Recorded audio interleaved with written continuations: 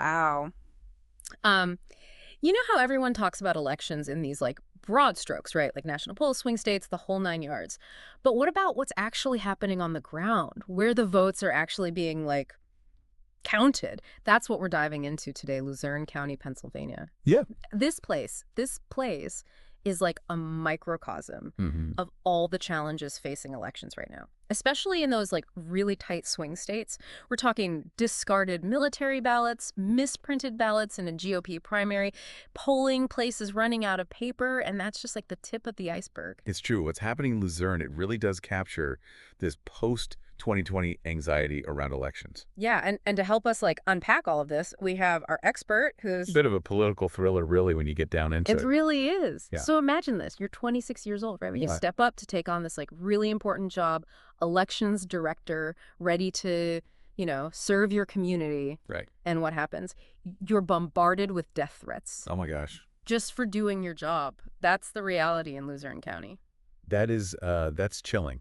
And it really underscores the pressure that election officials are facing around the country. And it's everywhere. Like, it's not just political differences anymore, right? It's gotten like deeply personal. It's scary. Yeah, and dangerous, for sure. Extremely. What's even more, I don't know, disturbing, I guess, is that it's like, this isn't just Luzerne. Right. It feels like part of this like nationwide trend. Yeah. Since 2020, we've seen this like huge rise in distrust towards election systems, you know, All right. fueled by misinformation and all these like baseless claims about. Which is ironic, given that the systems have largely held up under scrutiny. It's true. Hmm. But even though they've been like repeatedly debunked, these claims have taken root with some folks, Right. making places like Luzerne County Right. this like focal point for A suspicion kind of poster child, almost. and scrutiny. Yeah. Yeah. So that's kind of what makes Luzerne like so fascinating to me, at least. I- It's almost like symbolic, right? Representing this idea of a rigged system for like a certain group of voters. And it's that symbolic aspect that I think is really interesting. Like, why Luzerne, of all places? What makes it resonate with people who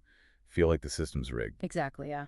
Is it the demographics, the way the media portrays it? Right. Or is it like specific incidents that have happened that like fuel this perception? Or a combination. Yeah. You know, We're going to unpack all of that.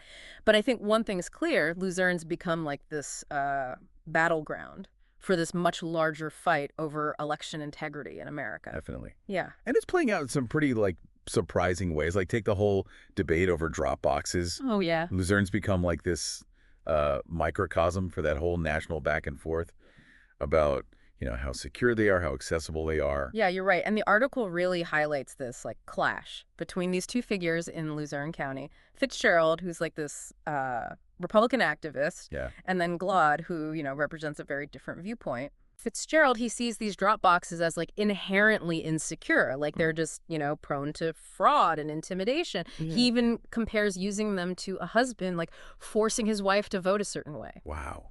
Yeah.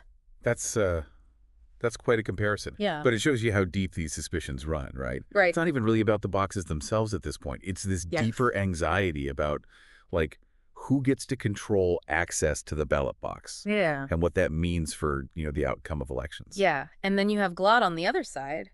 She sees drop boxes as like essential for election security, Interesting. especially for absentee voters. Right. For her, it's about making sure every vote is counted, not lost or tampered with, It's just wild to me how two people can look at the same thing and come to these like completely opposite conclusions. It really does highlight this fundamental challenge we're facing. Yeah. How do you even have a productive conversation about election integrity when Yeah. people are coming at it from such different realities? Yeah. When their core beliefs about the system are light years apart. Totally. And this whole Dropbox thing in Luzerne, it kind of brings up this even bigger issue, right? Which is Yeah.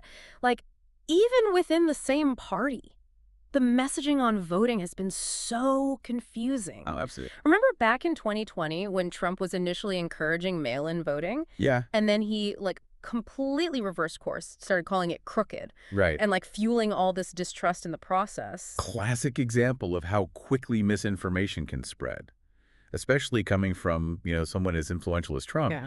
It creates this environment of uncertainty It's worse. where people don't know what to believe Yeah. or who to trust. For sure. And that uncertainty can lead to some like wild accusations. The article mentions this Luzerne County board meeting where someone actually suggested that Kamala Harris and the Postal Service were like conspiring to deliver mail-in ballots to voters. Oh my God. You. You can't make this stuff up. It's crazy, right? But it also reveals this deeper problem. When trust in institutions erodes, any explanation, no matter how outlandish, can gain traction. Totally. Yeah. And then you have people like Jamie Walsh. He's a GOP candidate. He's going around saying that Democrats routinely cheat in elections. But the article points out that there's no evidence to support that. Right, and that's exactly it. These claims of widespread voter fraud, they've been debunked time and time again, Yeah. yet they persist. So, like, where do we even go from here? How do we even begin to, like, address this when there's such a fundamental disagreement on, like, how the system even works? Yeah, it's a tough one for sure. Yeah. But even with all this, like, chaos going on, the article does mention a few, I guess, hopeful signs. For example, the Luzerne County Board of Elections. They recently voted to allow some drop boxes for the upcoming election. Oh, really? Yeah. After all that. Yeah, despite, like, a ton of pressure from, both sides. Wow. So Right. they're, like, actually trying to find some middle ground. It seems like it, yeah. That's kind of refreshing to hear, honestly. Yeah. It's a small step, but Yeah. at least it shows they're trying to balance those security concerns with, making sure voting is accessible. Totally. And that's like what it's all about, right? Exactly. Finding that balance. The article does say, though, that this whole fight, it's definitely not over. Fitzgerald, the activist we were talking about earlier, he seems like he's not going to let this go.